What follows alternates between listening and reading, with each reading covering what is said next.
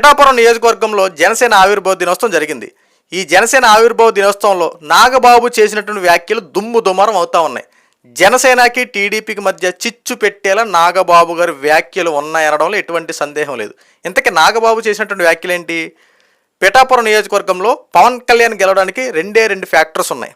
ఒకటే పవన్ కళ్యాణ్ గారు, రెండవది పిఠాపురం ఓటర్స్, పిఠాపురం జన సైనికులు మాత్రమే. ఇంకా పవన్ కళ్యాణ్ గెలుపుకి మేము కారణం అని చెప్పి ఎవరైనా అనుకుంటే అది మీ కర్మ, మీ కర్మకే విడిచిపెడుతున్నాం, ఇలాంటి వారిని మనం ఏమీ చేయలేమంటూ నాగబాబు గారు ఇండైరెక్ట్గా వర్మను ఉద్దేశించి మాట్లాడారు. ఒకసారి నాగబాబు గారు మాట్లాడినటువంటి వీడియో ఒకసారి చూడండి. అయితే ఇక్కడ పిఠాపురంలో పవన్ కళ్యాణ్ గారు అఖండ విజయం సాధించడానికి టూ ఇంపార్టెంట్ ఫ్యాక్టర్స్. ఒకటి మన ప్రెసిడెంట్ జనసేనాని పవన్ కళ్యాణ్ గారు అయితే, రెండో ఫ్యాక్టర్ పిఠాపురం జన సైనికులు, పిఠాపురం పౌరులు, పిఠాపురం ఓటర్స్. వీళ్ళిద్దరూ లేకపోతే మేము ఏమి చేసినా ఏం ఉపయోగం లేదు. సో మాలో ఇంకెవరైనా సరే పవన్ కళ్యాణ్ గారి విజయానికి నేనే దోహదపడ్డాను అని ఎవరన్నా అనుకుంటే అది వారి కర్మ, అంతకంటే ఏం చేయలేదు. చూశారు కదా, మీరే చెప్పండి. ఇప్పుడు నాగబాబు చేసినట్టు వ్యాఖ్యలు ఎవరిని ఉద్దేశించి ఉన్నాయి? ఇండైరెక్ట్గా వర్మను ఉద్దేశించే మాట్లాడుతూ ఉన్నారు. ఎందుకు వర్మను ఉద్దేశించి మాట్లాడుతున్నారంటే, ప్రస్తుతం ఎమ్మెల్సీ రచ్చ జరుగుతూ ఉంది. పిఠాపురం నియోజకవర్గంలో ఎలక్షన్ టైంలో పవన్ కళ్యాణ్ గారు పిఠాపురం నియోజకవర్గం నుండి పోటీ చేస్తానని చెప్పారు. అయితే అక్కడ టీడీపీ సంబంధించిన వర్మ ఆల్రెడీ వైఎస్ఆర్సీపీని ఓడించి గతంలో అక్కడ గెలిచాడు అక్కడ. అయితే ఈ వర్మ టీడీపీ తరపున పోటీ చేయడానికి రంగం సిద్ధం చేసుకుంటే, ఇక్కడ పవన్ కళ్యాణ్ గారు పిఠాపురం నియోజకవర్గం నుంచి పోటీ చేస్తానన్నారు.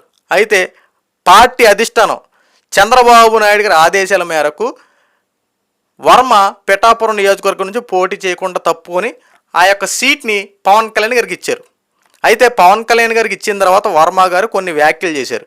నేను మనస్ఫూర్తిగానే ఇస్తున్నా, పార్టీ అధిష్టానం చెప్పిన ప్రకారం చేస్తున్నా, ఎక్కడ పవన్ కళ్యాణ్ గెలిపించే బాధ్యత నాది అని చెప్పి వర్మ జనసేన అభ్యర్థి పవన్ కళ్యాణ్ గారిని గెలిపించడం కోసం సాయశక్తులా ప్రయత్నించాడు. ఇందులో ఎటువంటి సందేహం లేదు, యావత్ రాష్ట్రం అంతా చూసింది. అయితే పవన్ కళ్యాణ్ గారు గెలిచిన తర్వాత చాలా సందర్భాల్లో నా గెలుపుకి ప్రధాన కారణం వర్మ కీలక పాత్ర పోషించాడు, వర్మని నేను ఎట్టి పరిస్థితుల్లో వదిలిపెట్టుకోను, వర్మకి నేను ఏదైనా సహాయం చేస్తానని చెప్పి పవన్ కళ్యాణ్ గారు చాలా సందర్భాల్లో మాట్లాడారు. అయితే అప్పుడు పార్టీ అధిష్టానం చంద్రబాబు నాయుడు గారు ఏం మాట్లాడారంటే, నీకు ఎమ్మెల్సీ ఇస్తా అని చెప్పి వర్మకి తెలియపరిచారు. ఆల్రెడీ ఆ యొక్క సంబంధించి ఎమ్మెల్సీ ఎలక్షన్లు వచ్చినాయి. అక్కడ నాగబాబు గారికి అవకాశం ఇచ్చారు తప్ప వర్మకి అవకాశం ఇవ్వాలి. అయితే ఇప్పుడు వర్మకిను నాగబాబుకి టీడీపీకి జనసేన మధ్య కాస్త వార్ నడుస్తుంది అనడంలో ఎటువంటి సందేహం లేదు. అయితే నాగబాబు గారు చేసిన తర్వాత వ్యాఖ్యల తర్వాత ఇది దుమ్ము దుమారం అవడంతోంది. ఇంకా చిరిగి చేట చేసింది నాగబాబే. అయితే నాగబాబు చేసినట్టు వ్యాఖ్యల గురించి కాస్త ఆలోచిస్తే, అయ్యా నాగబాబు గారు ఇదేమన్నా జబర్దస్త్ కామెడీ షో అనుకున్నారా, లేదంటే ఏదన్నా పార్టీ మీటింగ్ అనుకున్నారా? మనం కూటమిలో ఉన్నాం, మీరు ఎమ్మెల్సీగా అభ్యర్థిగా నియమితులయ్యారు.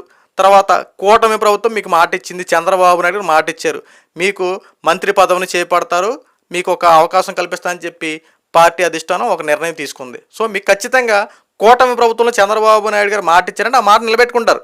మీకు ఇక్కడ పదవికి ఎటువంటి డోకా లేదు. కానీ ఇక్కడ ఒక్క జనసేన మాత్రమే లేదుగా, టీడీపీ ఉంది, బీజేపీ ఉంది, జనసేన, ఈ మూడు కూటమిలో ఉన్నాయి. కూటమిలో ఉన్నప్పుడు మనం ప్రత్యర్థుల గురించి మాట్లాడగలం తప్ప మనకే ఏం చేయాలంటే కలహాలు పుట్టించాలో మన యొక్క మాటలు ఉండకూడదు. నేను చేసినటువంటి వ్యాఖ్యలు ప్రత్యర్థులను ఉపయోగించి మీరు మాట్లాడితే నాగబాబు గారిని శబాష్ అని చెప్పి ప్రతి ఒక్కరు మాట్లాడతారు. మరి రీసెంట్గా జగన్మోహన్ రెడ్డి పవన్ కళ్యాణ్ గారిని ఉద్దేశించి ఎమ్మెల్యేకి తక్కువ, కార్పొరేటర్కి ఎక్కువ అన్నట్టు రకరకాల మాటలు చేశాడు కదా వ్యాఖ్యలు. మరి ఆ రోజున ఏమైంది సార్? మీరు మాట్లాడకుండా ప్రశాంతంగా ఉన్నారు. ఈ రోజున ఎమ్మెల్సీ పదవి ఇస్తానని చెప్పి ఇవ్వకుండా పక్కన పెట్టిన తర్వాత సాధారణంగా ఎవరికైనా ఆ యొక్క ఫీలింగ్ ఉంటుంది. అధిష్టానం ఇచ్చింది మోసం చేసింది లేదు, అధిష్టానం మాట ఇచ్చి తప్పుకుందని చెప్పి ఎవరికైనా కాస్త ఆ యొక్క ఆందోళన ఉంటుంది.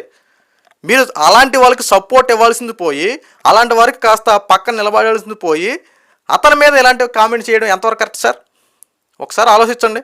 ఈరోజు పవన్ కళ్యాణ్ గారు మాట్లాడిన అంత బాధపడకపోవచ్చు, కానీ అసలు నిన్నగాక మొన్న ఈరోజు మీరు రాజకీయాల్లోకి వచ్చి ఏది ఎమ్మెల్సీ పదవిని చేపట్టిన తర్వాత వచ్చి ఈ రోజున మీరు రావడంతోనే ఇంత దారుణమైన వ్యాఖ్యలు చేసి ఒక 2 పార్టీల మీద చిచ్చు పెట్టేలా మీ వ్యాఖ్యలు ఉండడం ఎంతవరకు సమంజసం? గతంలో ఒక్కసారి ఆలోచించుకుంటే కూటమి ప్రభుత్వ అధికారంలో రావడం కోసం టీడీపీ కార్యకర్తల దగ్గర నుంచి టీడీపీ నాయకుల వరకు, అలాగే జనసేన కార్యకర్తల నుంచి జనసేన నాయకుల వరకు రక్తాలు చిందించారండి. ముఖ్యంగా టీడీపీ కార్యకర్తలు రక్తాలు చిందించారు పార్టీని అధికారులు తెచ్చుకోవడం కోసం. ఏం మీ కంటికి కనిపించట్లేదా? నాయకుల మీద కేసులు 100 కేసులు పెట్టుకున్నారండి.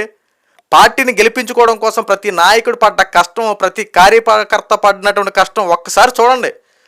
నోట్లోంచి మాటే కదా అనేస్తామని చెప్పి అనుకుంటారు, కానీ దాని వెనక కొన్ని 100 మంది జైలు శిక్ష అనుభవించిన రోజులు ఉన్నాయి, కొన్ని 100 మంది కేసులు పెట్టించుకునే విధానం ఉంది, కొన్ని 100 మంది మీద అనేక అసభ్యకర మాటలు పడ్డ రోజులు ఉన్నాయి. ఇవన్నీ గుర్తు రావట్లేదు సార్ మీకు? ఈ వర్మ గారిని ఉద్దేశించి మాట్లాడుతున్నారు కదా, మీరు అక్కడ వర్మ గారిని ఒక్కరిని ఉద్దేశించి రాలా. ఆ వర్మ టీడీపీ పార్టీకి సంబంధించిన వ్యక్తి, ఆ వర్మ సంబంధించినటువంటి అనేక మంది తెలుగుదేశం కార్యకర్తలు ఉన్నారు, వాళ్ళందరిని అవమానించారు మీరు ఒక పార్టీని ఉద్దేశించి వాళ్ళ కర్మకే విడిచిపెడుతున్నా అని చెప్పి మాట్లాడుతుంటాం ఎంతవరకు సమంజసం సార్? వర్మ గెలుపు కోసం ఎంత చేసాడో ఒకసారి చూడండి. పార్టీ జెండా మోసాడా? పార్టీ వెనక మీ వెనమల పిచ్చి మనిషిలా తిరిగాడా? ఏ రకంగా మిమ్మల్ని ఆదుకున్నాడు?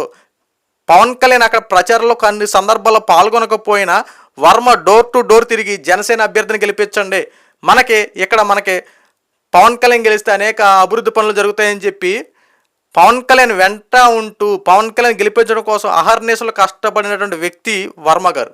అలాంటి వర్మ గారిని ఉద్దేశించి నీ కర్మ, ఎవరికాల్లో వదిలేయాలని చెప్పి మాట్లాడడం సమంజసం కాదు సార్. ఈ రోజున కూటమి అలయన్స్లో ఉన్నప్పుడు ప్రత్యర్థుల మీద మీ యొక్క మాటలు ఉండాలి, అంతేకాకుండా కూటమిలో ఉన్నటువంటి సభ్యుల మీద కాదు, కలుపుకుంటా పోవాలి. ఈ రోజున అలా కలుపుకుంటా పోబట్టే ఈ రోజున అధికారం సమకూర్చబడింది. ఈ రోజున మీ అధికారాన్ని విచ్ఛిన్నం చేయడం కోసం మీరు వ్యాఖ్యలు చేసుకుని వెళ్ళిపోతా ఉన్నారు. ఈ రోజున ఆ మాటలు ఎంతవరకు దారితీస్తే చూడండి. ఈ రోజున మీ పదవికి ఏమీ డోకలేదు, కానీ కార్యకర్తల మనోబలాలు దెబ్బతిన్నాయి కదా. ఈ రోజున పిఠాపురం నియోజకవర్గంలో జనసేన కార్యకర్తలు కానీ టీడీపీ కార్యకర్తలు కానీ కాస్త ఈసారి మొన్న కలిసిన విధంగా ఈరోజు కలవగలరా? మొన్న తిరిగినటువంటి అన్యోన్యంగా ఉన్నటువంటి ఆ మనుషులు ఈ రోజున కలిపి తిరగగలరా? ఇవన్నీ ఆలోచించరండి సార్. అయిపోయిందా? ఈసారి గెలిచాం సరిపోద్దా? రెండోసారి గెలవద్దా? రెండోసారి అక్కడ మనకి మంచి మార్కులు పడకూడదా? ఈరోజు మీరు ఎమ్మెల్సీగా గెలిచారు, రేపొద్దున ఎమ్మెల్సీ గెలుస్తారని నమ్మకం ఉందా మీకు? ఈరోజు ఏదో అధికారం ఉంది కాబట్టి అటు చేసి ఏదో ఆలో వచ్చింది, రేపొద్దున అధికారం వస్తుందా? సో మనం నోరు సరిగ్గా పెట్టుకుంటేనే కదా. ఇది జబర్దస్త్ షో కాదు సార్. మనం మాట్లాడుతున్నాం అంటే ప్రత్యర్థులు ధీటుగా ఉండాలి.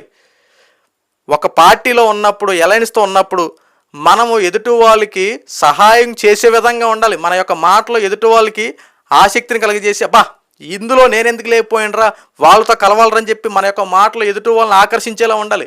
కానీ మన మాటలు ఏం చేసి విడగొట్టేలా ఉంటే అని చెప్పి ఎవడిగాడు దూరం వెళ్ళిపోతాడు సార్. ఈరోజు వర్మ చేసినటువంటి త్యాగాన్ని పక్కన పెట్టేసి కనీసం వర్మ రాలేదు, వర్మ కూడా వస్తే సంతోషించే వాళ్ళం, వర్మ నువ్వు లేని లోటు కనబడుతున్నాయని చెప్పి ఇలాంటి మాటలు ఉండటం అయితే హ్యాట్స్ ఆఫ్ చెప్పేవారు సార్ నాగబాబు సార్. మీకు ఏదో చిన్న మనస్పర్ధలు వచ్చినంత మాత్రాన చేసిన సాయం మర్చిపోతే ఎలా సార్? గతంలో ఎంత చేశారో ఒకసారి వెనక తిరిగి చూడండి సార్.